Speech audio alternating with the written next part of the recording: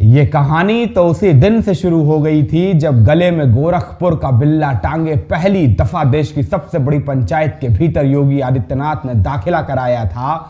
तब गोरखपुर सदर से विधायक हुआ करते थे भारतीय जनता पार्टी के पूर्वांचल के सबसे दिग्गज राजनीतिक चेहरे शिव प्रताप शुक्ला, जो बीते एक दशक से गोरखपुर सांसदी की कुर्सी पर आंख गड़ाए हुए थे कि कब महंत अवैधनाथ राजनीति से संन्यास की घोषणा करें और गोरखपुर सांसदी की कुर्सी पर उनका दावा मजबूत हो जाए। मगर महंत अवैधनाथ ने अपने संन्यास से पहले योगी का सियासी पदार्पण करा दिया था। तो जाहिर है शिव प्रताप शुक्ला की आंखों में योगी किसी शूल की तरह चुभ रहे थे, जिस शूल को निकाल बाहर फेंकने का अवसर भी शिव प्रताप शुक्ला के हाथों में बहुत जल्द आया। साल 1999 दिल्ली में अटल बिहारी वाजपेयी की सरकार एक वोट से गिरती है। देश मध्यावधि चुनावों की दहलीज पर खड़ा हो जाता है और योगी एक दफा फिर गोरखपुर के चुनावी रणक्षेत्र में खड़े होते हैं। मगर इस दफा योगी का सेनापति पर्दे के पीछे से योगी को हराने की हर तरकीब आजमा रहा था। शिव प्रताप शुक्ला भारतीय जनता पार्टी के नेता होने के बावजूद भारतीय जनता पार्टी के सांसद प्रत्याशी योगी आदित्यनाथ को चुनाव में पटखनी दिलवाने का हर तंत्र आजमा रहे थे। वो तो भला हो गोरखनाथ पीठ के प्रति लोगों के श्रद्धा भाव का और अटल बिहारी वाजपेयी के करिश्मे का कि हार की दहलीज पर पहुंच चुके योगी आदित्यनाथ ने आखिरकार 1999 का लोकसभा चुनाव जीत ही लिया।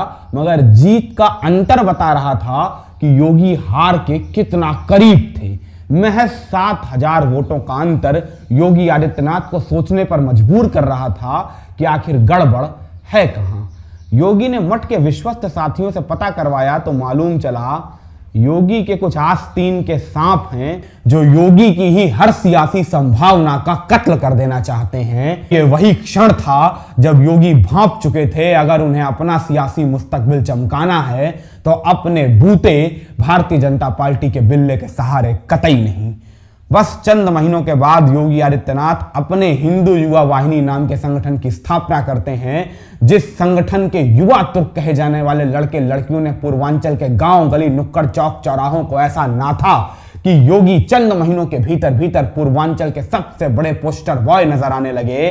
पूर्वांचल के बाहुबलियों के खिलाफ योगी की ललकार हो या हिंदुत्व का परचम थामे योगी आदित्यनाथ के हुंकार, ये तमाम तस्वीरें एक साथ पूर्वांचल के सियासी क्षितिज पे योगी के सूर्योदय की गवाही दे रहे थे। तभी उत्तर प्रदेश के चुनावी रण का शंखनाद होता है। उत्तर प्रदेश के विधानसभा चुनाव दहलीज पर दस्तक देते हैं और इस दफा किस्मत योगी आदित्यनाथ की नहीं शिव प्रताप शुक्ला की दांव पे थी, जो एक दफा फिर गोरखपुर सदर से ही विधायकी का पर्चा दाखिल करते हैं।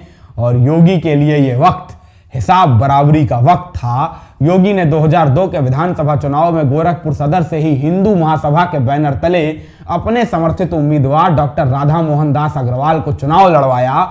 गोरखपुर का बच्चा बच्चा जानता था कि तस्वीर भलभी से योगी आदित्यनाथ की शिव प्रताप शुक्ला के पोस्टर पर नजर आ रही हो, मगर पर्दे के पीछे से अगर योगी योगी कहना है तो राधा मोहन दास अग्रवाल के नाम पर ही ठप्पा लगाना है। और 2002 के विधानसभा चुनाव में शिव प्रताप शुक्ला के राजनीतिक वर्चस्व की समाप्ति की घोषणा हो जाती है जब योगी आदित्यनाथ के समर्थित उम्मीदवार डॉक्टर राधा मोहन दास अग्रवाल हिंदू महासभा जैसे संगठन के बैनर तले चुनाव लड़ने के बावजूद शिव प्रताप शुक्ला जैसे राजनीतिक दिग्गज को मात देने में कामयाब हो जाते हैं।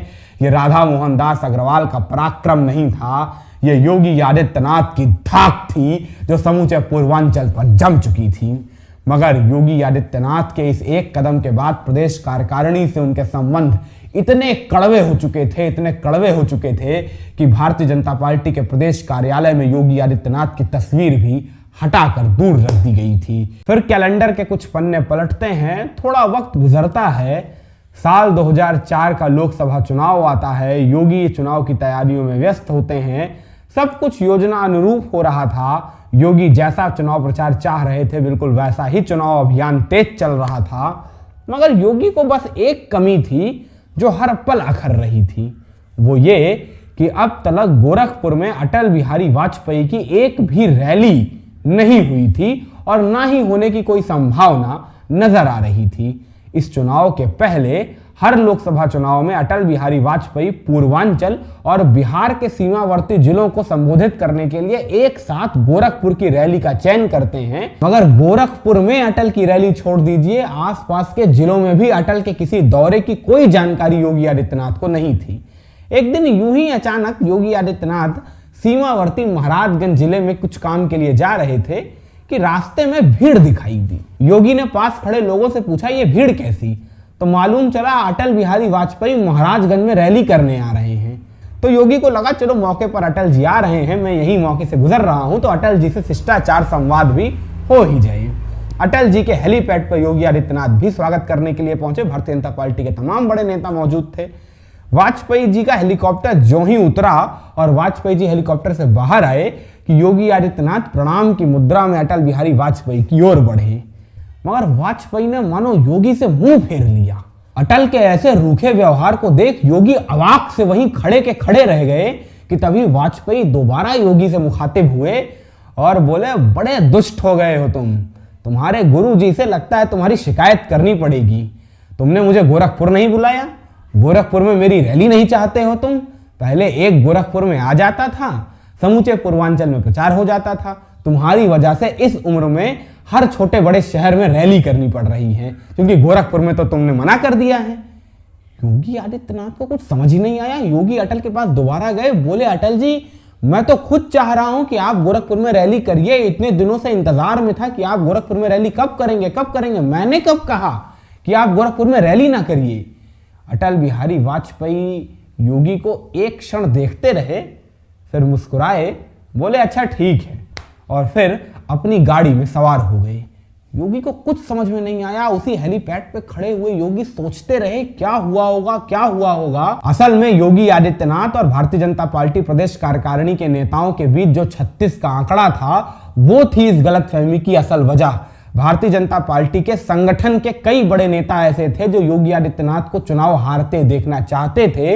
इसीलिए उन्होंने अटल बिहारी वाजपेयी के मानस में ऐसी धारणा गढ़ी कि योगी खुद चाहते हैं कि अटल गोरखपुर में रैली ना करें, जिससे अटल बिहारी वाजपेयी की रैली गोरखपुर में ना हो और वो कहीं ना कहीं ताबूत में आखिरी कील की तरह योगी आदित्यनाथ की हार सुनिश्चित कर दे। मगर अटल बिहारी वाजपेयी की नजरों को 6 दशक का सियासी अनुभव था।